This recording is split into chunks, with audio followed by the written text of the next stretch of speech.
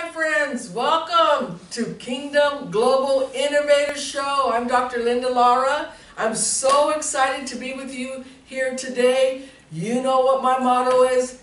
Hashtag MIH, make it happen. We're making it happen. We're using what God has given us to go out there and change the world. Well, I'm so excited to have a special guest today, and he is one of those that made it happen.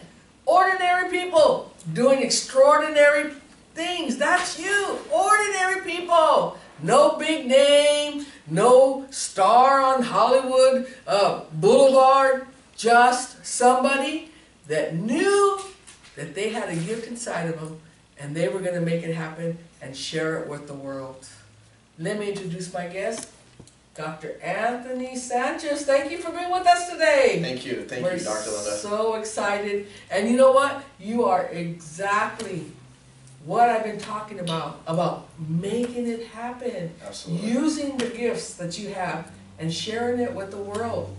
Absolutely. Welcome, Anthony. Thank you. Thank you guys, and especially the listeners. I'm very honored to be introduced and be in the show with Dr. Linda. I think that she's a huge role model and an influencer for our demographic and age today. There's a lot of people that need role models, that need influencers, that need mentorship and inspiration, and Linda has always been the person that has provided that, especially for young age people like us. Thank you. She's young herself too. Yeah. Come on. Trust me. Hey, so I think the most important thing is that we got to recognize key word is to make it happen. And I think that's what separates a lot of boys to men, and time to really while other kids were out there working, I had to go to work. And where everybody else was, playing around at the playground, I had to do my homework, and because I knew I had to work at 3 a.m., 4 a.m. to help my mom make it happen. And so that's all I knew growing up in my entire life is making it happen, because I seen my mom work 2 or 3 jobs just to provide for 3 kids. I'm the youngest of 2 older boys, and it wasn't easy growing up. I never had anything brand new or name tag or anything like that. I remember having to go shop at Ross and at the Goodwill. Ross's boss. It says Ross, dress for less. Kind of makes you look like less too, So I remember, the logos are falling when off. I started, I shopped at Kmart. Okay. Yeah, well, I remember Kmart. So well, good, because that doesn't make me old, because you remember Kmart. Yeah. It was in my days too. I like Back in my days, we had Kmart. Well, I see you wearing a Trimtuf shirt. Absolutely. That's your business? Yes. Come on, tell our viewers all about Trimtuf and how you made it happen. It was never, the vision was never supposed to be this big, because I wanted something that was manageable, and I think that up until now we've gotten to a position where it's growing extraordinary. Wow. And awesome. extremely. It's kind of unmanageable at certain points. And so in 2014, I founded a company called Trimtuf, which is the shirt that I'm wearing here. And Trimtuf was supposed to be a simple fitness product. Wow. And what ended up becoming a simple fitness product is now a product that's consumed by millions of people around the entire world. Wow. Did you hear that? Millions of people around the world. Come on. You heard them. You heard them. It was just a dream, wasn't it? Just a thought? Yeah. And now? Millions of people around the world. I love it. Yeah, absolutely. I love it. Absolutely. Yeah, and it wasn't supposed to happen so fast, but I think that timing is everything, and another thing is prayer is everything as well, because I remember starting the company, my son being born at the same time, so I wanted to make sure that I can enjoy raising him and be able to enjoy to make some money on the side as well, while I can enjoy raising my family. We love to give gifts to our kids and be able to bless them. And I didn't know that we would grow this fast, but I spent the past 10 years in entrepreneurship, building companies, and so I've had the skill set to be able to scale a company this successful. I didn't really want to do it right away like this, because I wanted to enjoy my time. And so although I do get to enjoy my time with my son, raising him full time, I think that we've built a legacy that's going to be transferring over to my family, because this company is growing on its own. Right. Do you mind telling how old you are? 26. Yeah, I might tell you how old you are, but do you mind telling how old you are? If I say how old I am, I'm going to give you guys my birthday, my address, so you guys can send me gifts. I'm 26 years old. I just turned 26. Years old, and a successful businessman. Absolutely. Because he decided to make it happen. He decided that when everybody else was playing, yep, when everybody else was doing their thing, yep, you were working. Absolutely. You put absolutely. What you knew, what was in you. Absolutely. You put it to use. You didn't waste it. Yeah, absolutely. Yeah, I remember, talking about work in elementary, and I remember saving up to buy 2 bikes, one to ride and one to rent, because I wanted to make money right away, right? So I would rent out one of my bikes, and I would make money that way. I love it. So I think, being an entrepreneur really, that was never the key word. The key word was being a hustler and making money and being ambitious and being the go-getter. Those were the key words growing up. I never knew what entrepreneurship meant. And so, I was much more older and much more educated. Right. And so that's what I learned learning from running the streets, learning from growing up in the east side of San Jose, learning from being in a gang, and learning even before that from having to go to work with my mom. I learned that work was a big, important part of life. And I knew that money was important because it had to provide to make a living. Exactly. And so watching my mom, raise 3 kids taught me the lesson. I don't know how much she learned from it, but she taught me, I think, a lesson that nobody else could teach me. And just being right there next to her, struggling and having to clock in and clock out was really the best education I've ever received in my life. And you said something, you kind of said it fast, being a gang member. Absolutely. Can you let our viewers know? Because, when we think of gang members, we think of drive-bys. Yeah. We think of, prison. We think of no good. And not that you weren't on that path. Right. But wow, look at you now. What happened? What was the turnaround? What made you say, you know what? I'm a gang member, and I know your past. You had quite a bit of members in your gang. It wasn't just 2 or 3 of you. So you were a leader. Yeah, absolutely. Because if you're in a gang, and you're the leader of a gang, how many know you're a leader? Oh yeah. So how did you transition from being a leader of a gang to a leader of a what is it? A multi-million company now? A multi-million-dollar company. Wow, look at that. Luckily, yeah. How did that happen? I remember like it was yesterday, and I'll give you a walk through the park. It was growing up my entire life. I thought that was going to be my life because we grew up in a certain neighborhood, there's certain demographics, certain people wearing colors. Right. Everybody walked different, talked different, shook hands different. And so, since you grow up in that becomes your mainstream education. And you truly believe you're a product of your environment. Absolutely. Most people believe that, you know what, I'm stuck here, this is where I grow up, so this is all I have. Yeah, absolutely. In elementary, I was already, learning to throw up gang signs and communicate with gang signs, and I already knew how to read tagging on the streets and on the walls, and what colors meant, and what neighborhoods were this, and and not that it was a bad thing, but I think that the type of education that it teaches you is the type of education that people can call common sense. Yeah. And so since you grow up with a lot of common sense, it helps you really excel and exceed in life. And because you learn the danger zones, you learn how to talk to people, you learn principles like respect being one of the most important things. Yeah, and I know that's very key in a gang. It's all about respect. Oh yeah. And I mean, how many people have gotten killed or in an argument simply because they thought someone didn't respect them for saying something, or not shaking their hand, or looking at them wrong, or they spit on the ground, and then they it's just a sign of disrespect. But it was just like yesterday, where hearing gunshots and violence, and in elementary school, walking to school, I learned the most about life because I would see alcohol, I would see drugs, I would see violence, I would see my friends' parents fighting, and so I learned more walking to school and coming back from school than being in school, because I spent more time seeing that than actually being educated. And so I always thought my entire life that I had to be a gang leader, I had to be a gang member, I had to grow up in that stuff. And how else were you going to survive? That was it was do or die. Oh yeah. That was our entire life. Yeah. It's you either have to make it happen here or figure out a way to make it happen.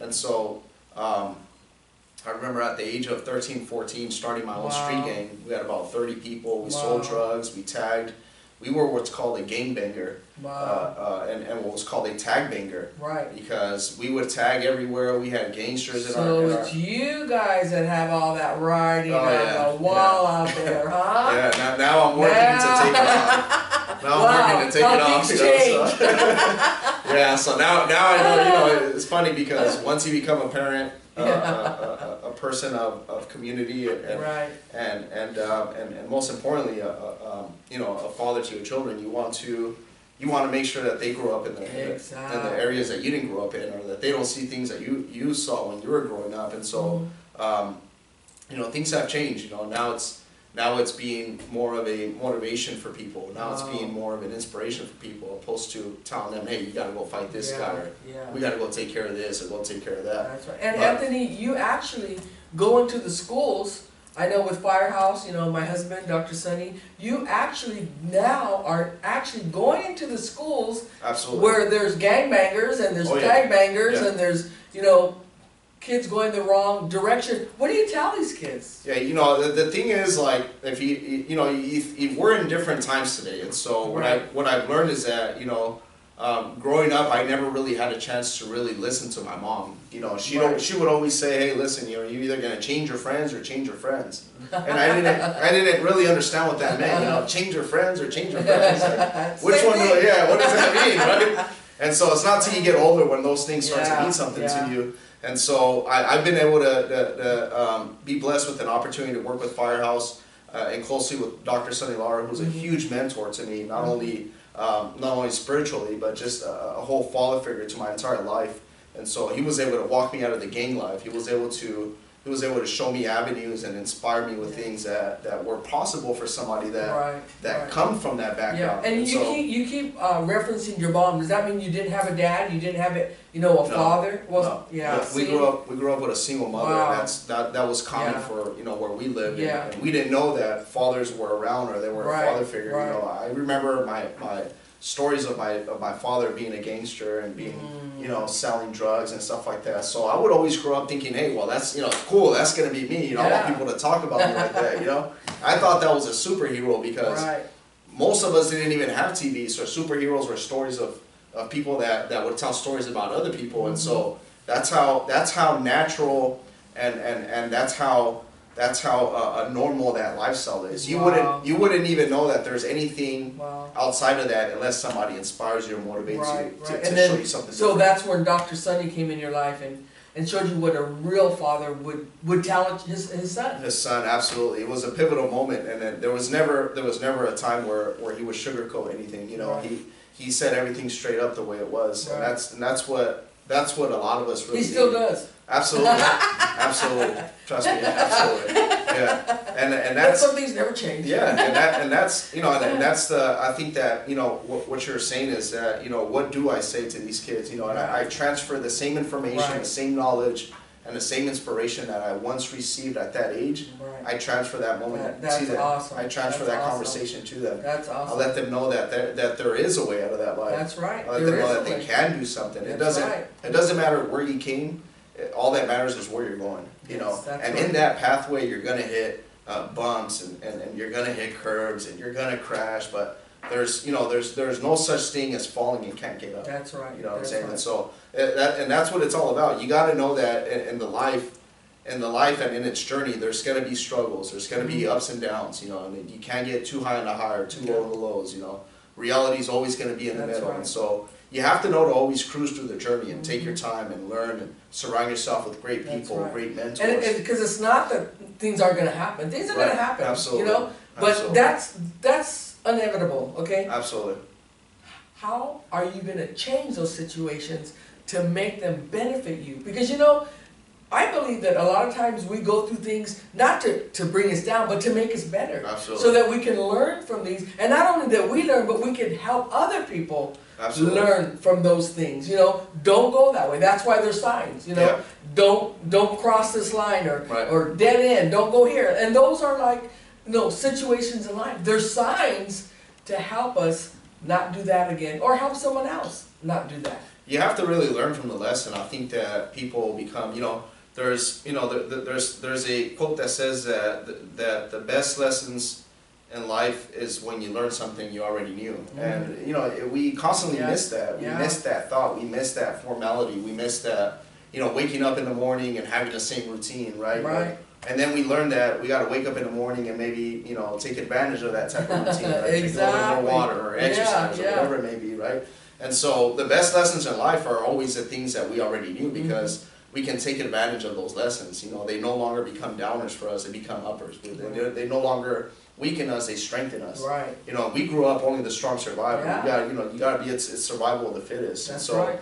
I know that today, what that means to me is to be more spiritually equipped, to be more physically and mentally equipped, to be more emotionally equipped, right? And so back then it meant something different, but the way that you learn from lessons is you take the same situations and you understand them from a more a different perspective. Right, right. And so I know you're very successful, but you're not going to stop there. You're not going to say, okay, you know, I have a company now, and you know, and I'm all set. You know, I'm able to buy the things I like. Right. I'm able to, you know, bless my son with the things he likes. But you're only what, 26-year-old? 26. I know you're not done with life. No. So what would you tell somebody that believes they arrived or they made it? Yeah. I don't think we ever do. I think we need to keep moving forward and keep striving. Yeah, absolutely. I'm constantly reading books and educating myself. I'm constantly, you know, burying my nose in different verses, and you know, asking my pastor for different verses, because I think knowledge is one of those things that's going to take you further. That's right. You know, what's there? I think that people always ask, like, you know, you've made it this far, like you're successful. What do you need to work for, right? And I think that the question is like, what's to come next, right?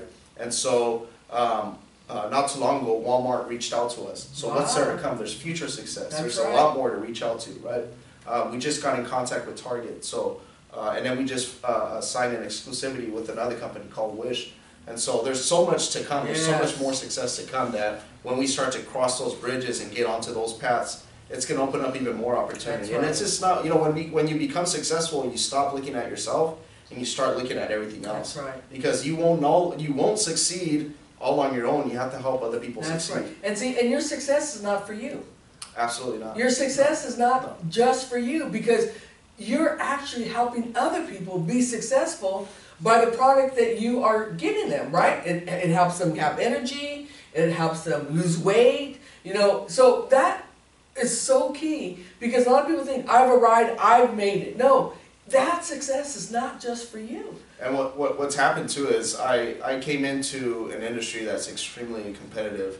Trimtuf at first was a concept to help people just lose weight, and so you know, that's always the main question. You know, how do I lose weight, or how do I become healthier in a sense, right? And so I created, I think, what I consider the most revolutionary formula for weight loss, because it's all natural.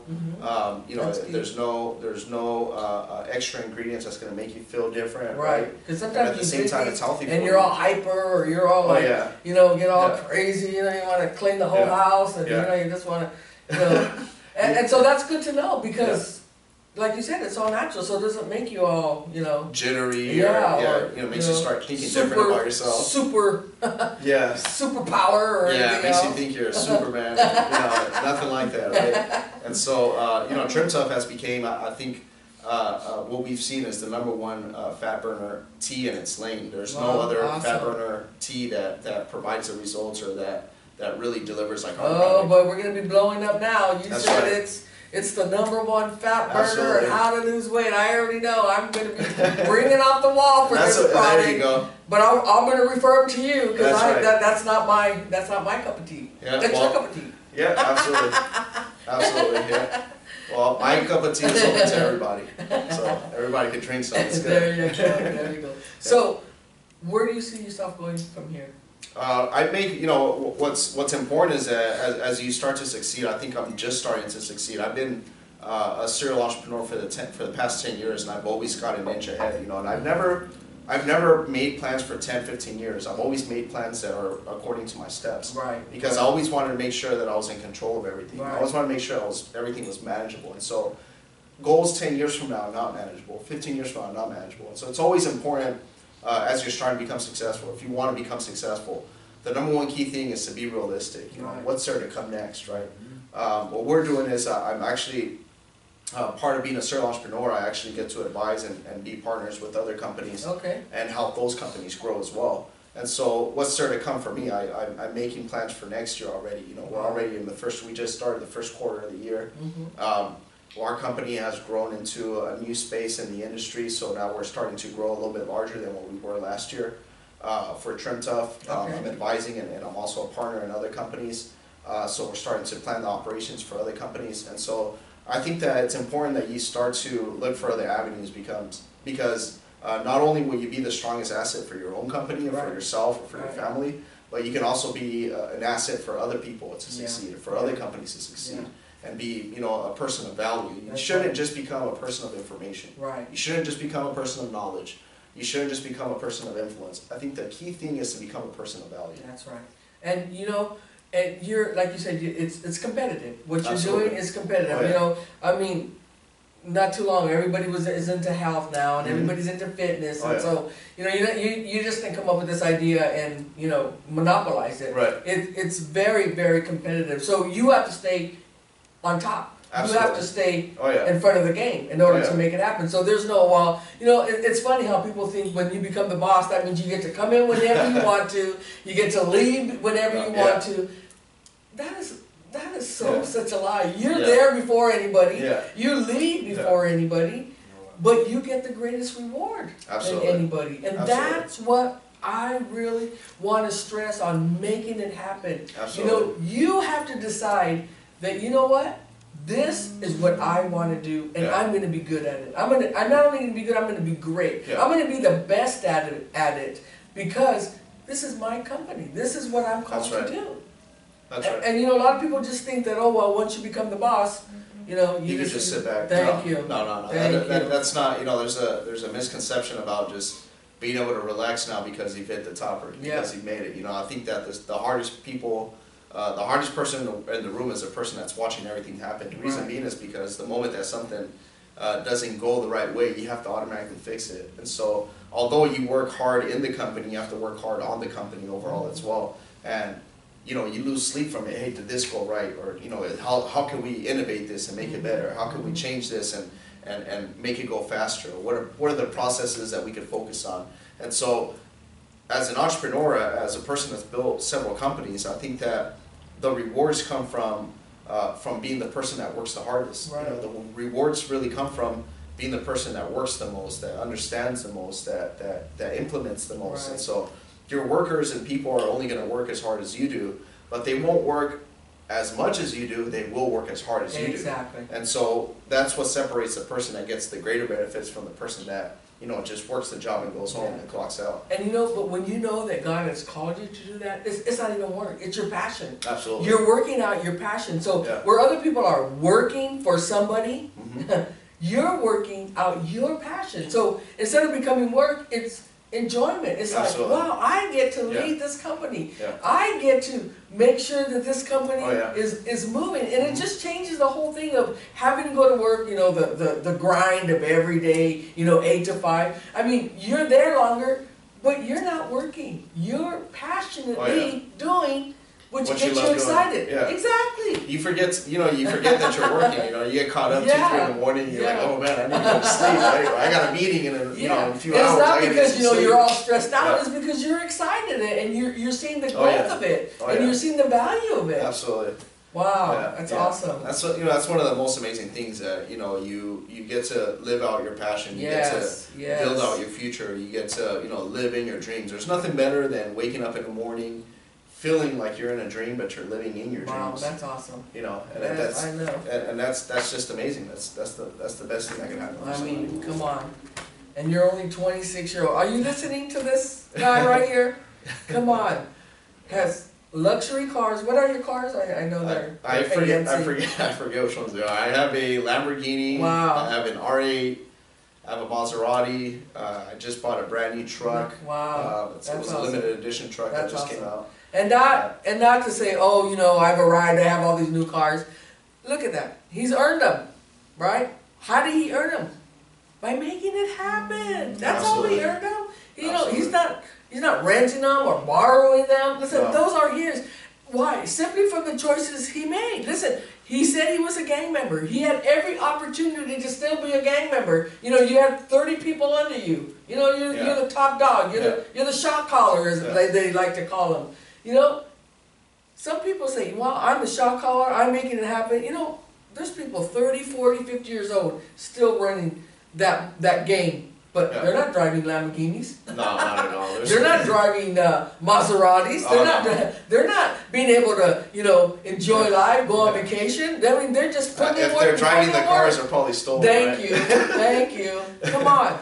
This is legit stuff here. Oh, yeah. And this just proves that you can make it happen. I don't care where you're at in life right now. I don't care what your situation is. I don't even care what neighborhood you're living in right now. You can make it happen if you just simply, number one, trust God. Number two, dig into your passion. What makes you excited? When you're excited about it, it's not work. I'm excited about being here right now. I don't call this work. That's right. I call this an opportunity that God has given me to invest and empower in other people. And I love seeing people. Absolutely. I think that people are really going to get something from this, and that's, you know, one of the things that I'm excited about, especially doing this interview here, is that somebody's going to listen to another young person. Yes. You know, somebody out there, another young person out there is going to watch me, and then they're going to want to become successful. Yes. I think that's what really drives the motive for success. You know, that I can be an example for people worldwide. Right. And you know, you just have to be that make it kind of happen person. You know, when you're drowning and you want to breathe so bad, right? As much as you want to breathe, if you want to succeed just as bad, that's when you'll make it happen. When you want to succeed as much as you want to breathe, that's when you'll make it happen. Right. You know, and it takes the same energy. Absolutely. You still got to breathe. Absolutely. You either breathe going down or you breathe going up, but you're still taking the same breath. It's not like, oh, well, here's your breath to succeed and here's your breath to fail. It's the same air. You know? It's the same breath that we're taking. But you know what? What a difference. Absolutely. What a difference it makes. Absolutely. And you know, Anthony, I really want to thank you because you are just impacting, you're empowering, you're influencing. When you go to the schools, I know, you know, I hear the kids, you know, what they're saying. Wow, I mean, you know, they may go in there and, you know, they're all tough and hard because, you know, who are you? What are you going to tell me? And then you start telling them what you're doing and how you're living and how your lifestyle is now, and their whole faces light up because, what, you're just a few years older than them? That's right. You know, and they're thinking, wow. I mean, when we go in there, they right away, you know, we want to tell our hard times. Right. You know, I had to walk over here, and you know, I went to the movies. It was only $1, and then my mom used to tell me, you know, for $0.25 we could buy popcorn and see the movie, and you know, all these stories, and we're like, well, we can't. We can't do that. But what can we do? I mean, it may have been $0.25 for them, but when you're successful, it's still $0.25 because you can afford it. Absolutely. So it makes no difference. Absolutely. Anthony, thank you so much for being here today. Thank you, Linda. You really, really, what a great show. Thank you. And I just, again, want to thank you for tuning in. But this is what this show is all about. Ordinary people like you, ordinary people, making it happen. That's right. Extraordinary things. Come on. You are the next Trimtuf guy who can sit right here in this chair and tell your story. #MIH. Make it happen. You can do it. Thank you.